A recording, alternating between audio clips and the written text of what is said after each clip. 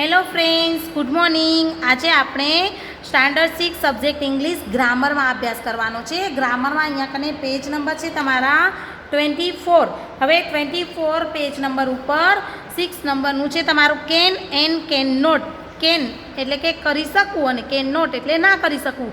એ આપણે પહેલાં પણ જોઈ ગયા છીએ, પણ અહીંયા કને થોડું ડિટેલમાં જોઈ લઈએ. જો કેન એટલે કે શકું, અમુક ક્રિયા કરવા શક્તિમાન હોવું, કે જે આપણે કરી શકીએ છીએ, શક્યતા હોવી.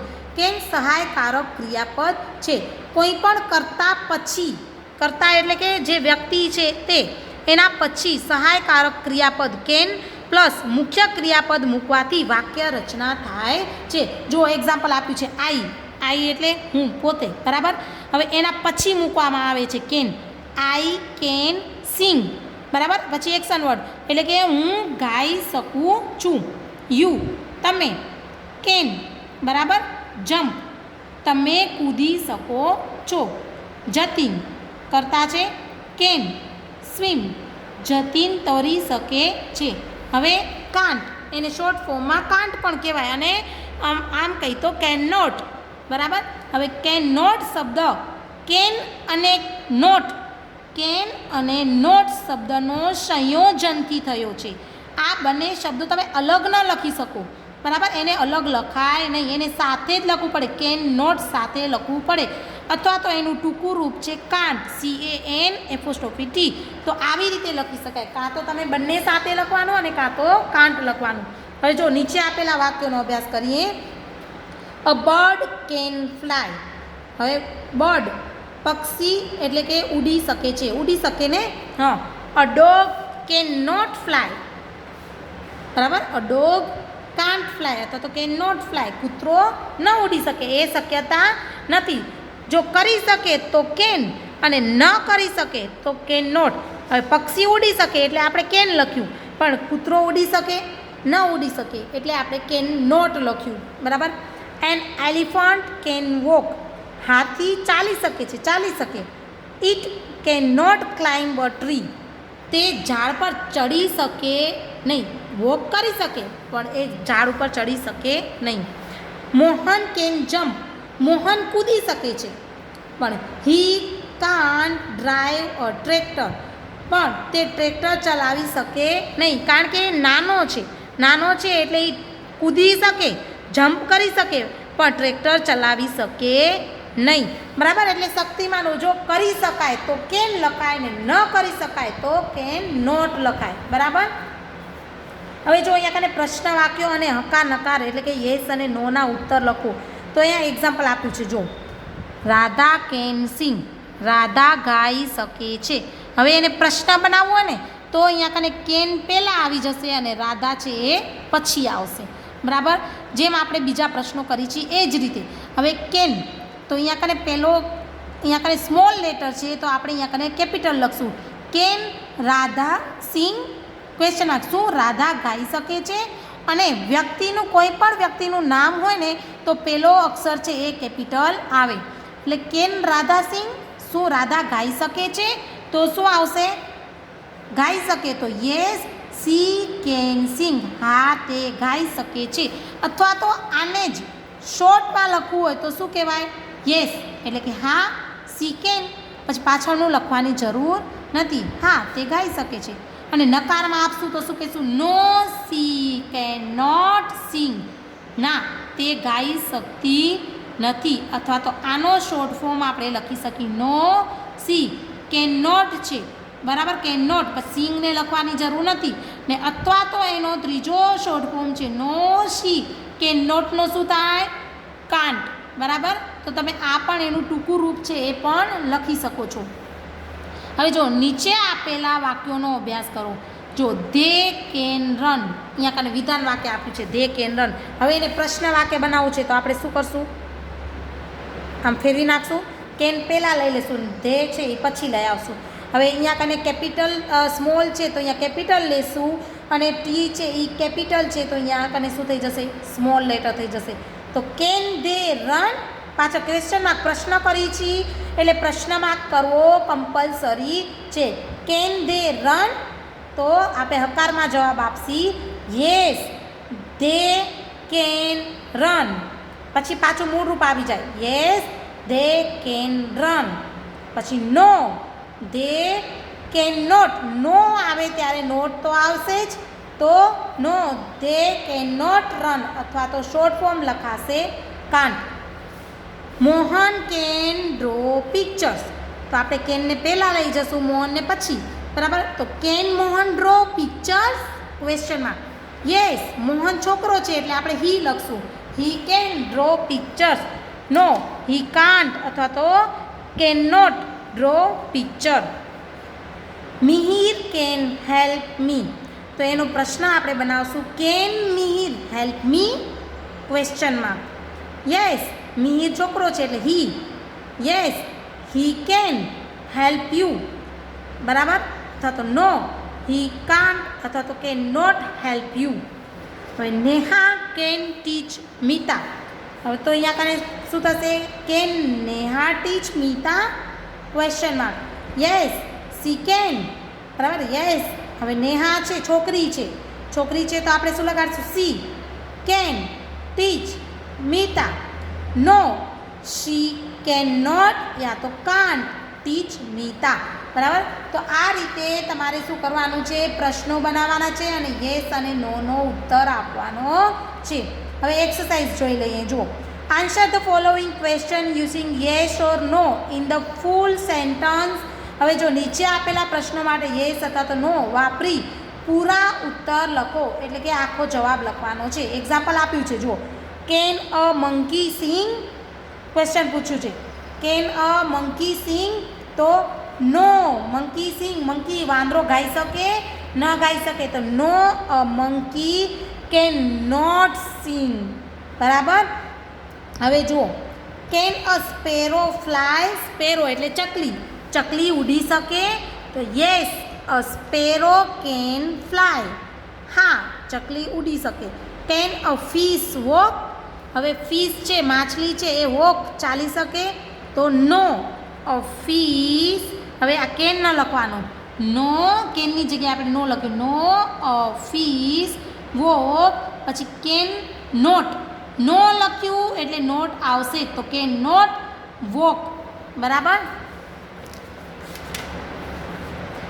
એવી જ રીતે જો.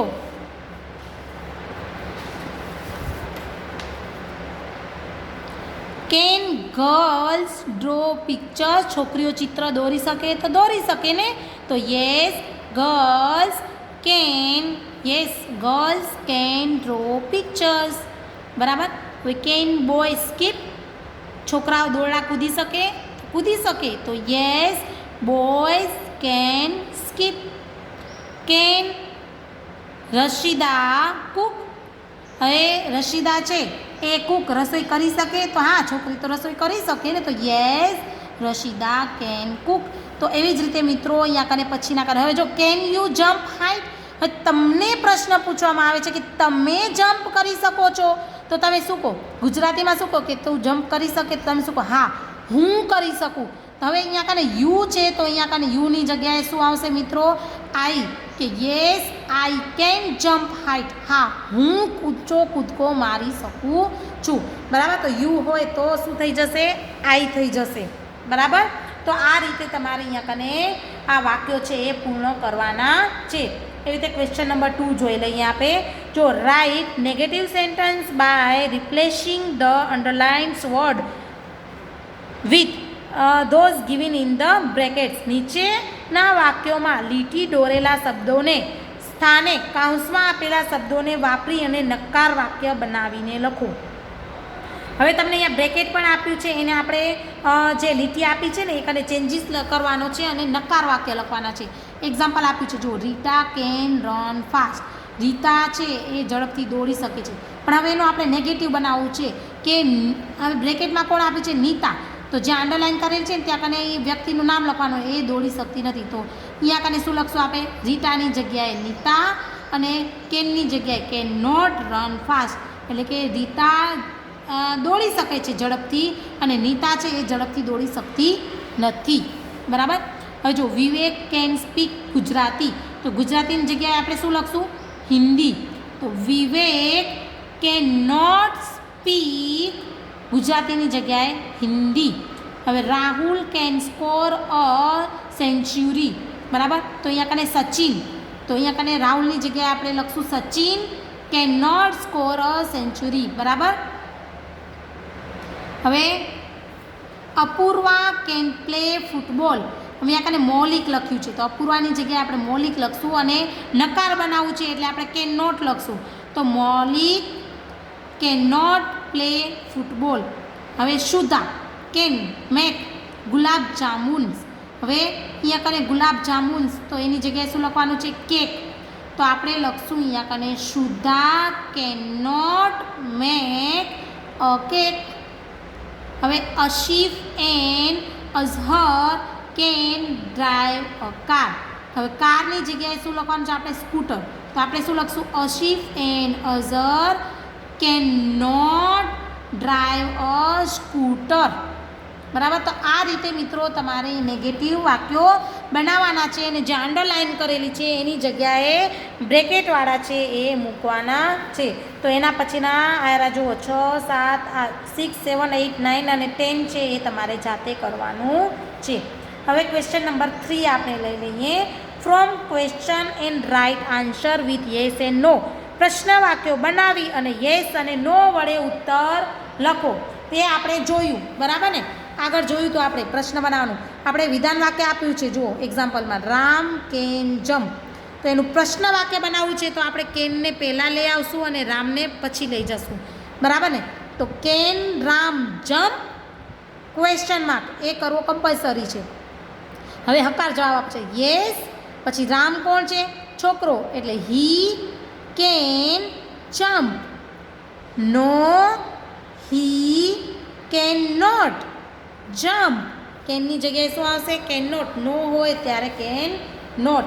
એવી રીતે જો Rani and Veena can paint. તો આપણે પ્રશ્ન બનાવશું can Rani and Veena paint question mark. Yes. હવે બે વ્યક્તિ છે તો આપણે શું લખશું? ધે. તેઓ પેન્ટ કરી શકે છે, બરાબર. તો યસ ધે, આ બેની જગ્યાએ શું? They. Yes they can paint. No, they can not, એટલે કે કાન્ટ, બરાબર, paint. Krunal can drive a car. તો can Krunal drive a car question mark. Yes Krunal he, એટલે yes he can drive a car.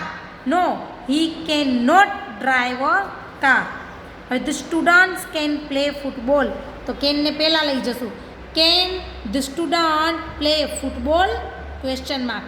તો યસ, હવે સ્ટુડન્ટ બહુવચન છે એટલે આપણે શું લગાડશું? They. Yes they can play football. No, they can not play football. હવે Saurabh can write a song. તો can Saurabh write a song question mark.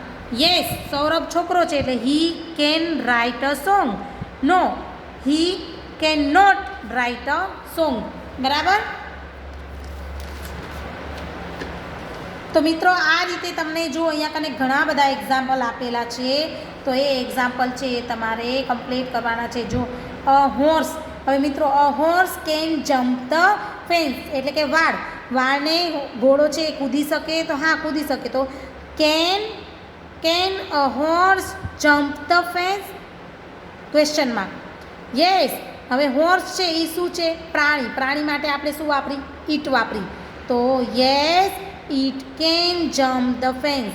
No, it can not jump the fence, બરાબર. તો આ રીતે તમારે હવે ડક્સ છે, અહીંયા કને ડક છે તો પણ શું આવશે? ઈટ, બરાબર. હવે વી છે તો વીનું વી જ રહેશે ને બાકી ધે છે તો ધેનું પણ ધે રહેશે. બહુવચન હશે તો ધે આવશે. બાકીના બધા તમારે આવડી જશે એવા જ છે. થોડોક દિમાગ ચલાવજો. પેલું વિધાન વાક્ય આપ્યું છે તો કેનથી પ્રશ્ન બનાવજો, પછી એનું યેસથી હકાર વાક્ય બનાવજો અને નોથી નકાર વાક્ય બનાવજો, બરાબર. તો આ રીતે જુઓ મિત્રો તમારે બધા કમ્પ્લીટ કરવાના છે. જો તમે જોશો ને તો એ તમને ખ્યાલ આવી જશે. પ્રશ્નમાં એક્ઝામ્પલ જોશો તો પણ ખબર પડશે મોઢે છે એ પ્રયત્ન કરજો કે તમે એને મોઢે કમ્પ્લીટ કરી શકો, બરાબર. પછી જ તમારો સાચું છે કે ખોટું એ જોજો, પેલું મોઢે ટ્રાય કરજો, પ્રયત્ન કરજો, બરાબર ને. Thank you.